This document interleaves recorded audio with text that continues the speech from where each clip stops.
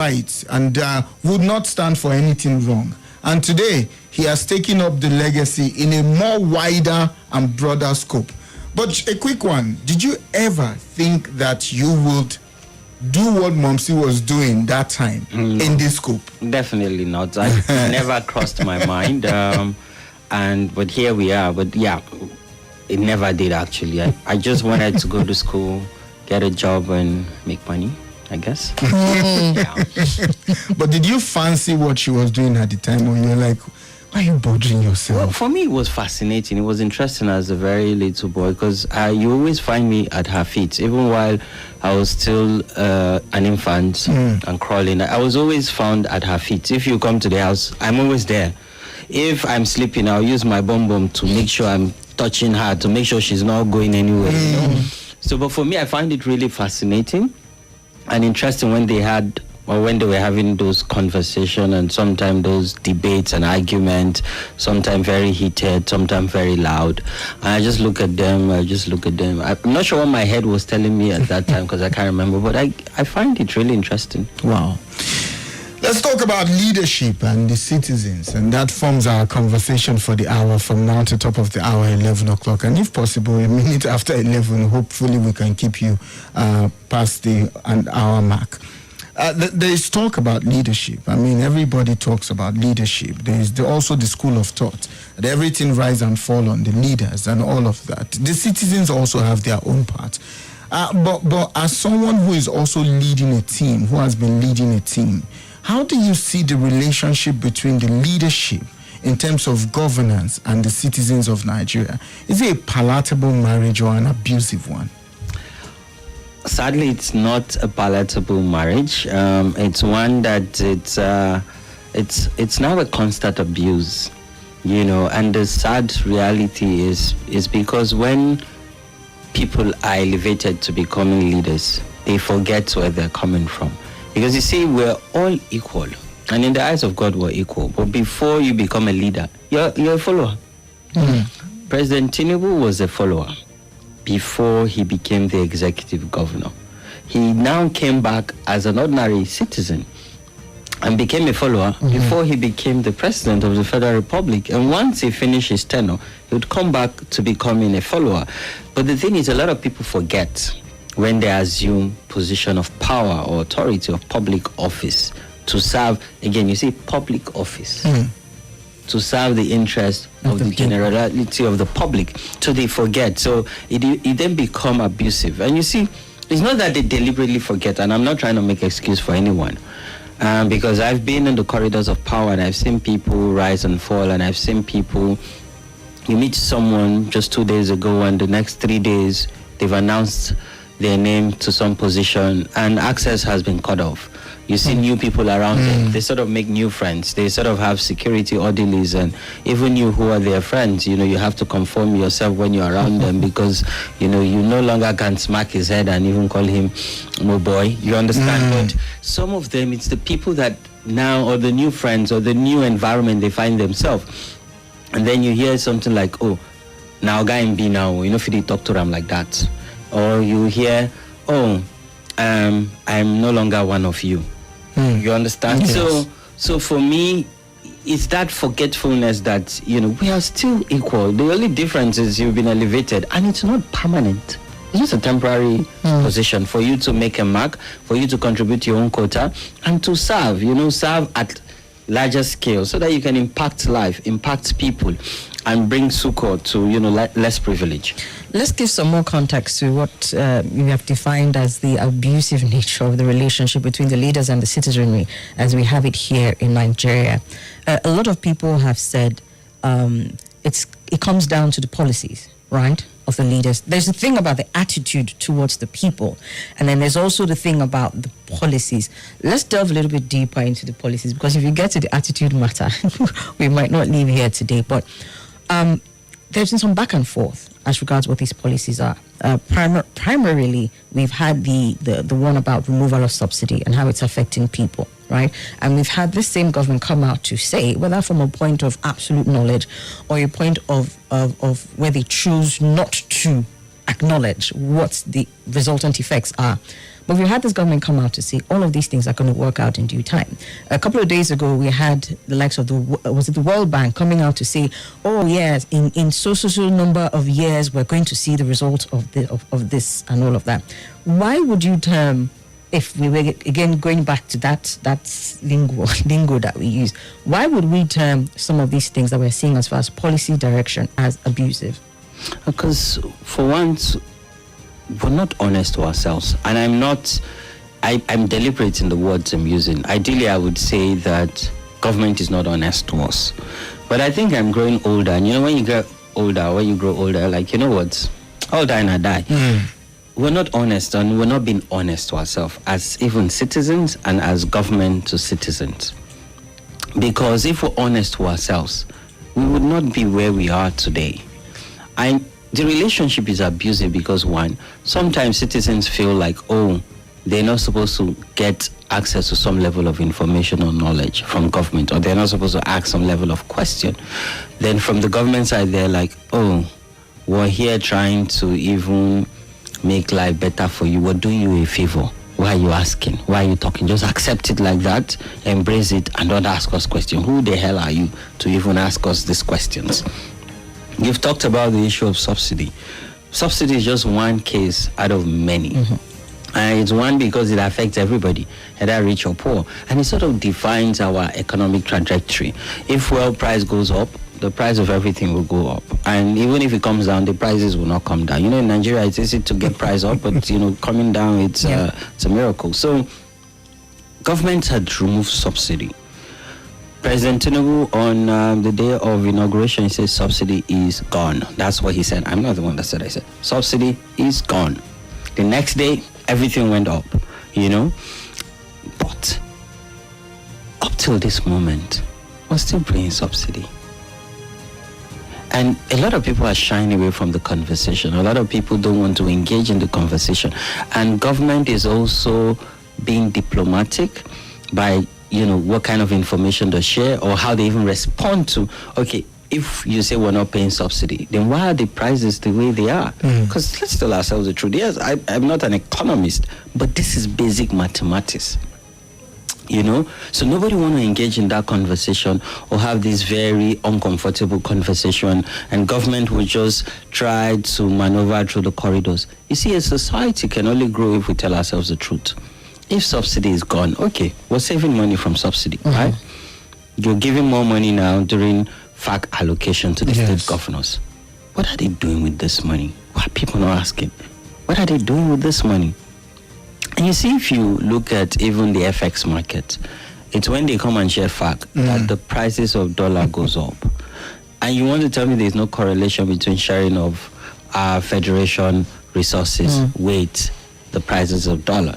Okay, government is saying, now that we'll remove subsidy, we'll use the saving for healthcare, for education. Has anything really changed? In those sector. So do you now go to any healthcare facility and get premium health service? Even if you're paying from out of pocket, do you enjoy the service you're getting? Have we reduced people going for foreign trips just for their medical needs? So education, is education free? Are people accessing timely and quality education? You see, I say timely and quality because you see, the thing about school is when you don't go to school on time, you're trying to play catch up. Yes. Now, when you go to school on time and you're not taught appropriately, then it means even within the society, you would not have a head start. The reason why we go to school is to get a head start. Yes. Is to be able to compete with our peers, not only in Nigeria, but when you go internationally, you can also speak and have that self-awareness and self-confidence to engage. Are we getting quality education? I'll give you two examples. I just came back from the Northeast with my work supported by Malala Fund. I'm friends with Malala, and I'm doing work around girl-child education, ending girl-child marriage, and getting children back to school. I won't mention the states. Maybe I will later. So I went to the Northeast and I engaged in community outreach. So I was meeting with parents, community leaders, both religious and traditional. For me, I'm trying to understand why are girls still hawking and why are girls not in school and why are they marrying children. I say children, and people below 18 years are still kids, 10-year-old, 12, 15-year-old. Why are you marrying them out? Why are they becoming mothers? They're supposed to be children. They're supposed to be a child and play with sand. Why are they pregnant and even some backing 15-year-old? And I wanted to understand, because you see me, I don't live in a bubble. You know, yes, I'm a city boy. I'll be a Abuja boy. Grew up in Abuja, but I don't live in a bubble, because you see, Abuja boys, you know, the fantasies, get a Mercedes Benz, you know, go to the club, and then you have arguments when you hear on radio, TV, and you just have arguments. No, I don't live in a bubble. I go to this community, and I tell you, it takes me like 12 hours sometimes to travel to these communities, because one, I want to get first-hand knowledge and information. I'm not asking what is the problem, because a lot of time we don't even ask people what's the problem. Yes, we just assume the problem, and assume the solution, and then force it down their throat.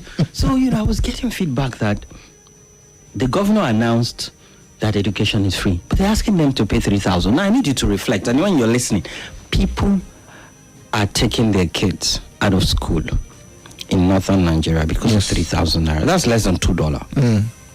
3,000 naira. And I asked, what is this 3,000 naira for? They say exam fee, PTA levy. Yes. So there are hidden charges. And then money for sanitation, like brooms and rakes.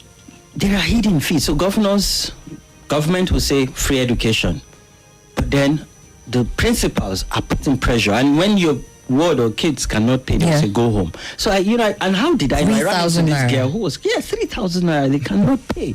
You see, sometimes when we talk about poverty, I'm simplifying poverty for you.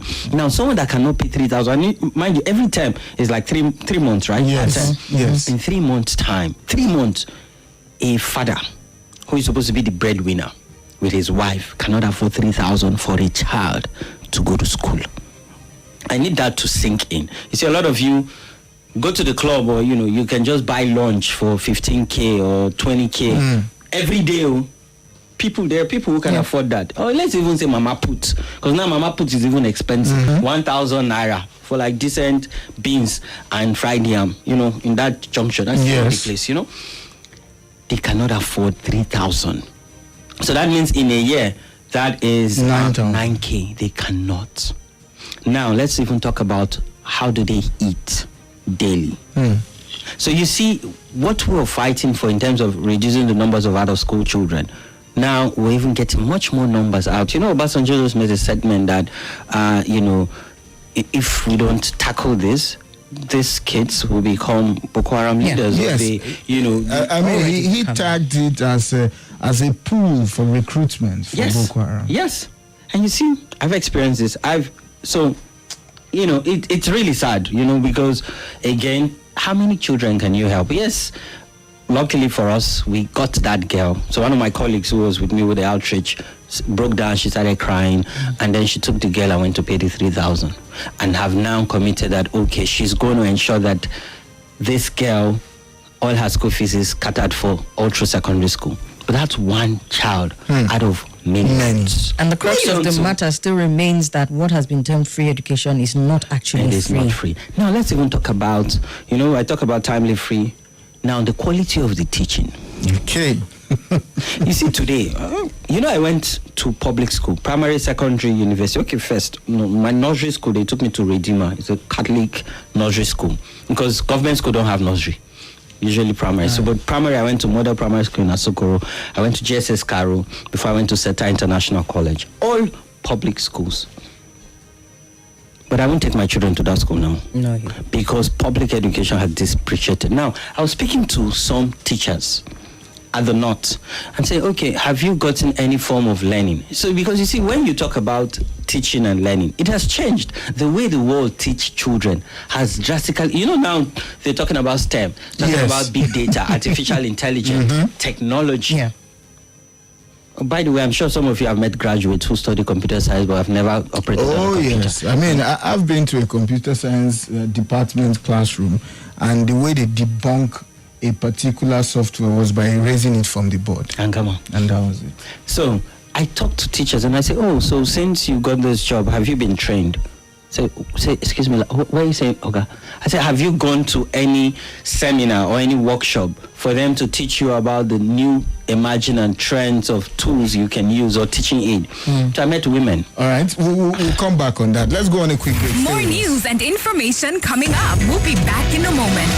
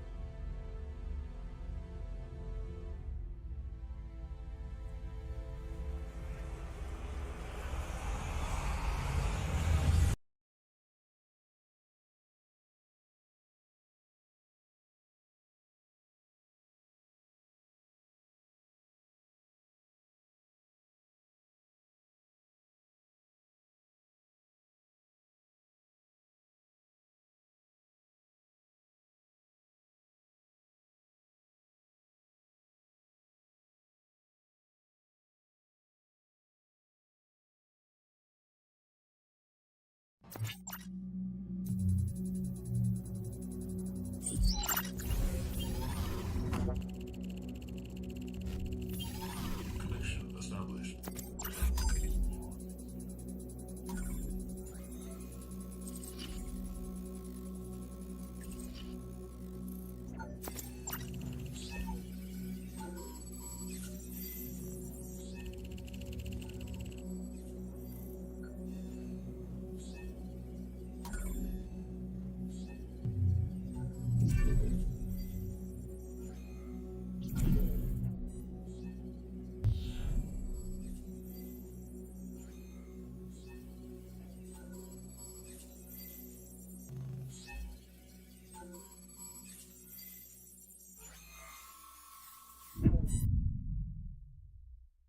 This is Nigeria Info.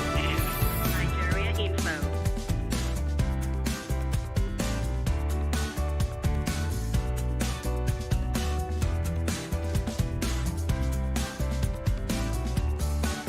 This is Nigeria Info. This is Nigeria Info. Nigeria Info.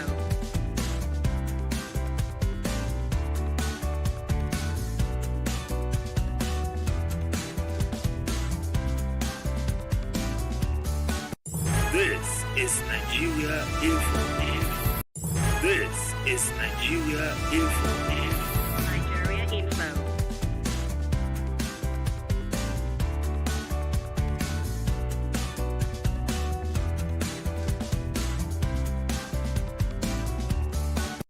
This is Nigeria Info. This is Nigeria Info. Nigeria Info.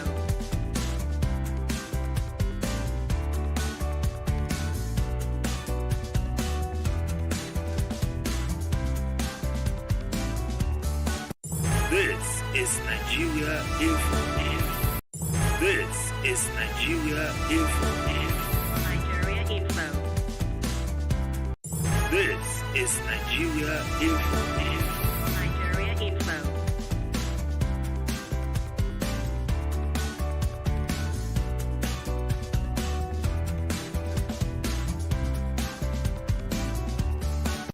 This is Nigeria Info. Nigeria Info.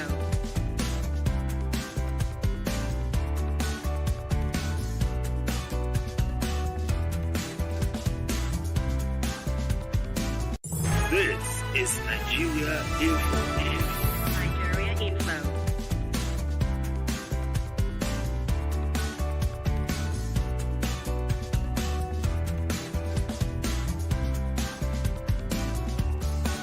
This is Nigeria Info. Nigeria Info.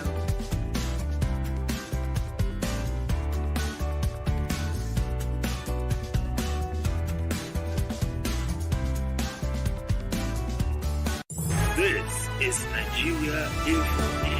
Nigeria Info.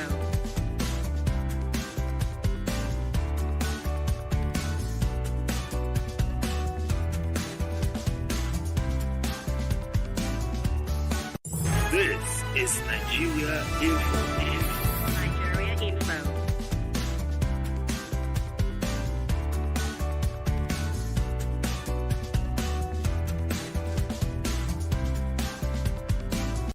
This is Nigeria Info. Nigeria Info.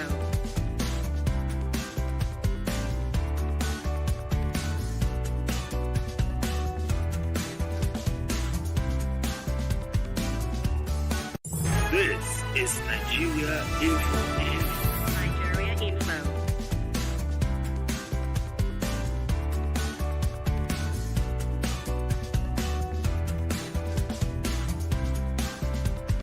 This is Nigeria Info. Nigeria Info.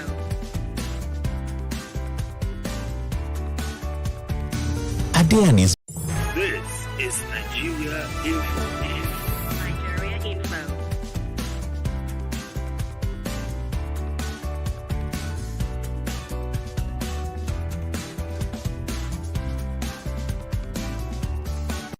This is Nigeria Info.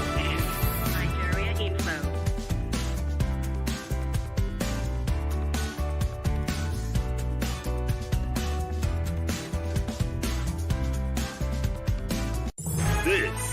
Nigeria Info.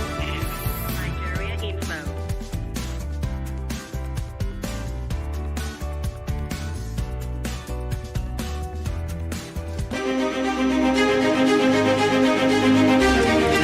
All right, welcome back. It's 10:33 Nigerian time, and Somi just whispered to me that we should tell Hamza. I mean, he'll be here till 11:30.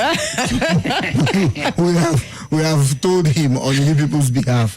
And then before we went on the break, you were also talking about the quality of education that this student gets. Not even just the timeliness, not even also the fact that they don't even have some of the financial capacity to pay as little as 3,000, but the quality of the education that they are getting, and speaking to those teachers. And just to also give a lead to your response to this. I mean, there was a time that I was working in Yola, and Hamza is very privy to this conversation. He knows this project very well, but I'm sure he didn't know that I was involved in the project at the time. I was in Yola town, some village maybe just after Yola town, somewhere around where our very distinguished and capable NSA chairman is from. That's talking about Malam No Ribadu, and also in Newman. And I can tell you for free that it took another organization that we spoke to bring 100 girls back to school, 50 from that community, 50 from Newman. And the conversation is that, so when Hamza was speaking, it felt like he opened another scroll of this conversation. These girls, some of them I got to interview because we had what we called a baseline assessment, so that we could send to the organization to know that their money is being utilized properly, and the girls were catching up. And I spoke to one of the girls who said, I really want to come to school, but my husband doesn't want me to come to school. And to get matters worse, I said, I'm around for 3 days and I would like to see your husband. And thank God it was an afternoon schooling thing. So I had to wait for the husband and to shock the both of you very well. The guy is very educated. He went to university in that same Yola. And he said, no, when he comes back, he wants her to be home so that she can help him do some stuff, And I'm like, if you were deprived of this education with this same reason that you are giving, do you think you will be who you are today? So it's a lot of conversation. And then when Hamza talked about training, I don't know what he saw there, but yeah. So, well, I spoke to teachers who said for 15, 18 years they've been employed with their NC. They've never gone to any form of training. So they've been transferring. And you see, this is important because, you see, I'm here today and thanks to the teachers who have transferred knowledge and education into me at that time when I was still a young boy. But imagine they're still using the same kind of tools, knowledge and information when I was, so now I'm 37. So when I was, say, 5, 10 years, the same thing to this current generation. The same thing. It's that means they're not getting a head start. You're literally they will backslide. So it means when they go to the public and they're engaging maybe children in private school or they even travel internationally, they'll be lost. So I spoke to, and for me, I wonder how is it that for 15, 18 years, government is not putting resources to take teachers in public schools during holidays for training. Yes, we now had to organize training, but that's just one out of many, and that's just one state out of many others. So again, there's that gap. Do we want to also talk about the infrastructure, the state of infrastructure in these schools? I remember I work in Kaduna when we did needs assessment in 700, and so we went to 604 schools. I remember I was so pissed. You see, when you do assessment, when you go to the field and you get data and you get information, you'll be so angry that if you see anybody, you don't care. As long as they're in government, you'll tell them a piece of your mind. We've traveled 4 local governments under hot sun, taking data on the state of education, primary education, in this local government, and they were all dilapidated. Wrote to the governor at that time, and they gave us audience, they gave us a date and a time. I went with my team. So, interestingly, and you see society is funny. So we had media also, because when I go for advocacy, I go with the media so they can document, they can report, and then I can use it to hold you to account, because, politicians always make fancy statements when they see media. So during that interaction, I now presented my report. We've done needs assessment, look at the state of schools in your state as a governor. So when I finished my presentation, I now said, now my demands are So in the room, everybody kept quiet. And the governor was like, your team, like that face. What Your effort? demands are- Exactly. Even the media. So at the point, so when I saw it, I just paused. So for the moment, it was like a breaker. It was an icebreaker. Icebreaker, and people now, everybody now laughed. But my mom, like, I'm actually serious. So I came with my demand, and everybody. So to me, what I got is, people don't give demands to their policymakers or their government officials. But I told them my demand. I told them, these are my demands. And then because the media was there, they gave commitment, and we followed through and ensured that these schools got renovated. They got toilets. It's a lot of time. Girls will not go to school because there's no toilet or there's no water. Yes, Even sir. when there's toilet, you see, so in some schools, when you go there, I used to ask first, where is your toilet? I want to go and see your toilet. Because that could become an impediment for girls not to go to school. Some schools, you only have one toilet for male and female. Yes, in this Nigeria, in communities. That's those that even have toilet too. Not the one that you say go and do short put or go and do you know what I mean by short put. You go across the fence or you go inside the bush. And we've seen cases where girls were raped, where snake beat them because they went into the bush. Some schools have only one toilet for male, for boys and girls. In short, for teachers, boys and girls, everybody, one toilet. No water. So what this means is, if girls are on their menses, they will not go to school. They'll stay at home. So why would you go to school when there's toilet, and the toilet is not exclusively for female, and then there's no water? So again, is to look at the infrastructure. Now, safety. You've seen where schools are being attacked. Oh, yeah. Because they're soft targets, like, security soft target. I've met parents and I say, why are you not sending your children to school? They say, so that they'll get kidnapped or they'll get killed. And then they kidnap them for ransom. We're even talking about kidnapping. Some of the Chibok girls got married to, they got forcefully married. Yes. Some of them have not been accounted for. Some of them that were rescued came back with pregnancy or with children. Children. So that means they've been multiply raped and impregnated. So I would say no, they will not send their children to school. Let them get killed or kidnapped. So again, safety.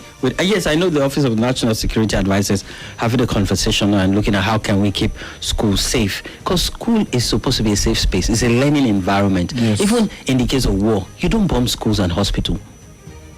Because it's children that are in schools. And when you go to hospitals, the higher population are children, innocent children. So even in war, you don't bomb. It is against the UN principle. You don't bomb schools and hospitals. But here, they attack schools.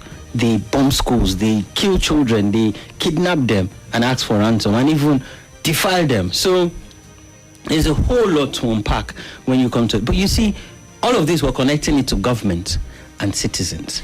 And you see, the greater action must come from citizens. As a matter of fact, I was just about to go there. You see, because you have a government that it would seem is taking advantage of the citizens' nature of reaction.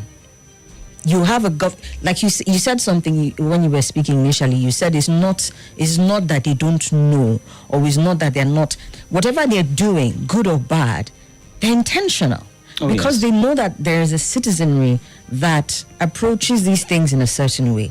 And so I like the instance you gave where you went and you said, these are my demands, right? There have also been instances where citizens in one form or the other have presented in that manner, with that authority, and then the government has still found ways to shut them up or silence them.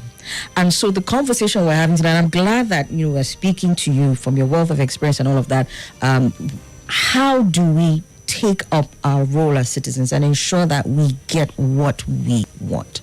There've been instances where citizens are want to go, let's hit the streets and protest, right? And we've seen what that has played out like in the last couple of months, from August up until now. But I would say the last time that we had a protest that shook the government in some way or form was 20th of October 2020, which incidentally was the anniversary was some 2 days ago. But I don't know if you've been on social media in the past 2 days. If you see the horror stories of people who actually went to the streets to make their demands known, people who came out of jail and said this and this and this is what happened to me, the government will always find ways to try and make their case. Let me just call it that. right? So as citizens now, how do we take up this mantle, this responsibility that has been given unto us? Because what you're seeing in the last two administrations that we've seen is the people are in some way or in some form getting further silenced. So let's talk citizenry. The leadership is who they are. And some people will say, and I like to re-echo it at some point, the leaders we get are a reflection of the people themselves. How do we become better people so that as citizens we can take the nation and make it what we want it to be? I think first is our value. What is our value system? What values do we have? What is the threshold of our principle? And let's tell ourselves the truth. So maybe I would start with childhood. If I go to school and I come back with a toy or even with a sweet, my parents will hold me to account. They will ask me, where did you get it from? Who gave you? Why did you collect it? Why didn't you reject it? Why is it that you're not contented with what you have? Talking about contentment, a lot of people are not contented. A lot of people want to make the easy way out or the shortcut or whatnot. And that's why you have increase in fraud, internet fraud. Now, parents don't ask their children, what did you come about this? Nobody asks. So we don't have, our value system has collapsed. And it starts from the home unit before even the society itself. Now, I think Nigerians are resilient people, I give it to them, but we're now accepting what is not normal. And then what is normal, we're rejecting it. We can easily just, okay, now 4 years, now 8 years. No worry, it goes soon pass. And we just accept it, or you go out to air your grievance, and then a few people maybe got killed or a few people got arrested, and who sent them? You go here, who sent them? Or you go here, as long as you not touch my own people. You understand? So again, we'll find a way to sort of make it too personal, in the sense that too selfish rather, or we make it tribal or religious, or we just find a way to move on so quickly and effortlessly. You see, I don't try small. I've been around the world. You kill one person in America. Say, we've seen fly weather. Yes. Some other guy who maybe the police use his knee to, or this Nigeria was used to accidental discharge and nothing happened. Try it in America. The state will pay from their nose compensation for that family. The officer will be dismissed. Society will not accept it.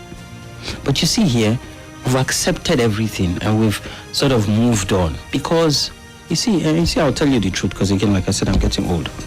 A lot of people are waiting for their turn. That's what Nigeria is getting to now. We want to turn by turn Nigeria Limited. Now they are turn, may they enjoy. I want turn they come. When our turn reach. We will do our and that's why thing. nepotism is thriving. People will now say, when I no be UBG, be Buhari starter. When I live Tinubu, now wait till they starting they doing one. If you doing one, and the highest have be doing because now so they do one before now. Sadly, that is where we are today. So as citizens, if you want to engage, first you must even have knowledge and information. I would have gotten into so many troubles, but because of the fact that at least I have some decency of knowledge and information, and you see the Constitution already empowers you as a citizen. You have the freedom of information. This current Constitution that we're operating it with, it empowers us. Yes, you mentioned it because, when people want to talk, they say, the Constitution should be... Yes, there's a bigger debate, there's a bigger debate around the Constitution. Right. What should become of the Constitution? We should set it aside. We should have a citizen's Constitution. But this current Constitution has the freedom of information law that was signed by a President Goodluck Jonathan, that empowers you to ask for information. Even if you don't know how to read and write, you can use your voice to ask for information.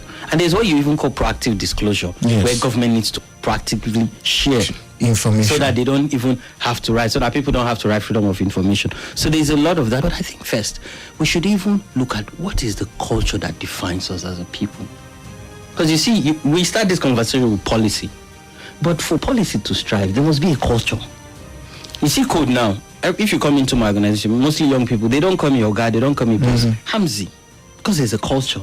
There's a culture of equity and fairness. So nothing like Oga. Yes, there's a hierarchy, but the culture allows you to express yourself. There is no intimidation. There is no muzzling. Culture. So we bring any policy. But if the culture respects or expect that, if you're a cleric, people should not question you. Because the Bible have said, touch not this, my or the anointing. Quran have said this. So again, they've now hidden behind the curtains of religion. Or they say, you're not supposed to criticize your leader. There was a time, even in northern Nigeria, that imams were saying protest is a sin.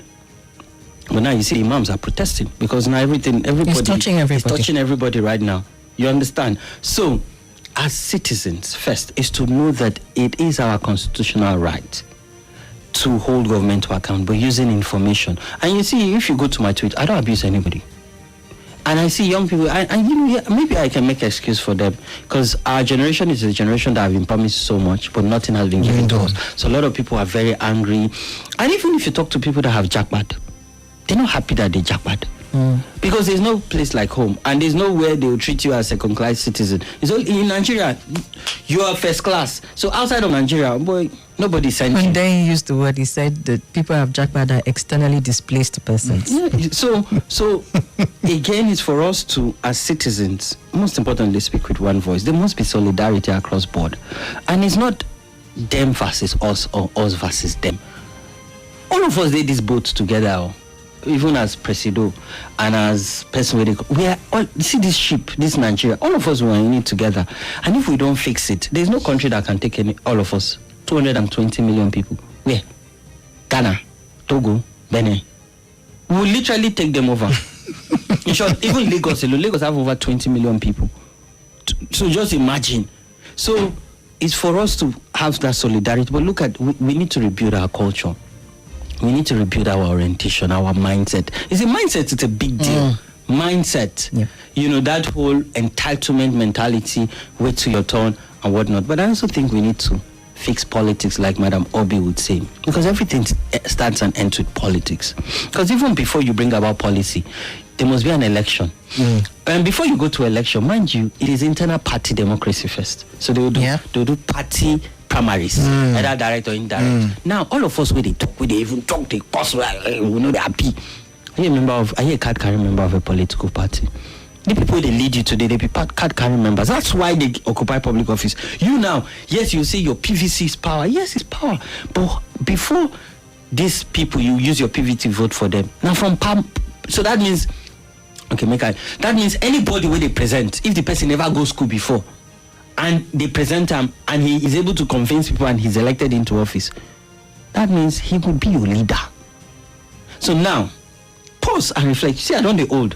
Before now, I don't talk about politics or party politics. But so now, imagine if, just imagine, hypothetically, see all the obedient go collect card for one political party. You know, say they go shake that political party. True. Assuming they have the right knowledge. Just even the fact that they are even a card carrying member of whatever political party. We used to say 60% of the population, or 65, are young people, isn't it? Imagine, say 50% of that population, which is plus or minus 60 to 70 million people in Nigeria, enter any political party. Any, either the leading or the opposition. You will shake that party. You will be the deciding force in that party.